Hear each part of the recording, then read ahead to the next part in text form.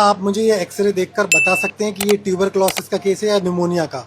Basic x ray में पढ़ना आपको सिखाता हूँ। एक्सरे में जो भी आपको वाइट दिख रहा है ना, वो डेंस मटेरियल है, मतलब कि ये बोन्स हैं, रिब्स हैं। और जो ब्लैक दिख रहा है, जितना ब्लैक है एक्सरे में, मतलब कि वहाँ पे एयर है।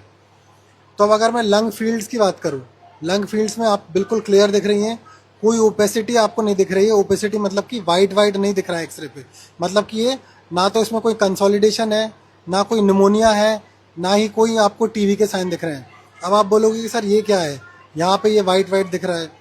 तो ये वो जगह है जहाँ से ट्रेकिया से निकल के जो ब्रोंकस हैं वो एंटर करते हैं अपने लंग्स के अंदर, फेफड़ों के अंदर।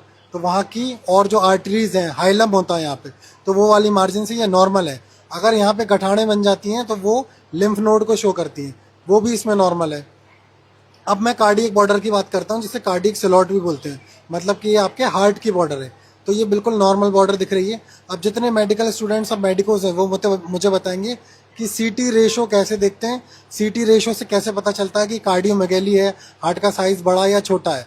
दूसरी चीज़, हार्ट की जो बॉर्डर है, कई सारी बीमारियों में, कंजेनाइटल हार्ट डिजीजेज में, ये बॉर्डर एक अलग तरीके से दिखती है। जैसे बूट शेप्ड कार्डियक स्लॉट दिखती है, कौन सी डिजीज में दिखती है, स्ट्रिंग ऑन एग अपीयरेंस दिखता है। ये सब आप मुझे कमेंट करके बताएंगे, जितने भी मेडिकल स्टूडेंट हैं, कि ये कौन सी कंडीशंस में आपको दिखाई देते हैं।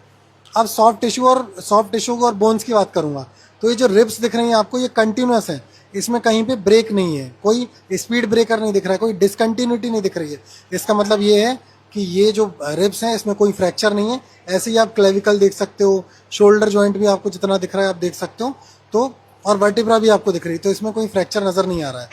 अब जो आगे की जो रिब्स हैं वो ऐसे दिखती हैं। ये आपकी एंटीरियर रिब्स हैं जो थोरैक्स में, जो आपकी स्टर्नम में आके जुड़ रही हैं। और ये जो है ये आपकी वर्टिब्रा वाली दिख रही हैं। जो मोर स्पेसिफिकली दिख रही है, एक्चुअली ये पोस्टीरियर एंटीरियर व्यू है, मतलब ऐसे उल्टा खड़ा करके पोस्टीरियर से एक्सरे डाला होगा और आगे उसकी प्लेट लगी होगी, तो इसलिए ये वाली जो है आपको ज़्यादा क्लियर दिख रही है। ठीक है, अब मैं डायफ्राम की बात करता हूँ।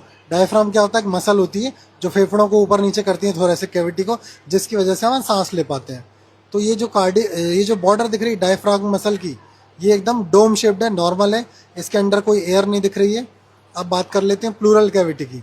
तो प्लूरा भी नॉर्मल है, ये एक पोटेंशियल स्पेस होता है। अगर यहाँ पे न्यूमोथोरैक्स होता है तो मतलब प्लूरा यहाँ से उखड़ जाती है और ज़्यादा ब्लैकिश शेडो यहाँ पे दिखती। तो ऐसा कुछ भी नहीं है, प्लूरा एकदम नॉर्मल है। तो एक नॉर्मल एक्सरे है। लेकिन जो बच्चा है उसको, उसकी मदर को 3 मंथ्स से खांसी की बहुत ज़्यादा शिकायत है, प्लस उस बच्चे का वेट लॉस भी हुआ है। तो अपन उसकी फर्दर टीबी की जांच कराएंगे, बट ये एक्सरे एकदम नॉर्मल है।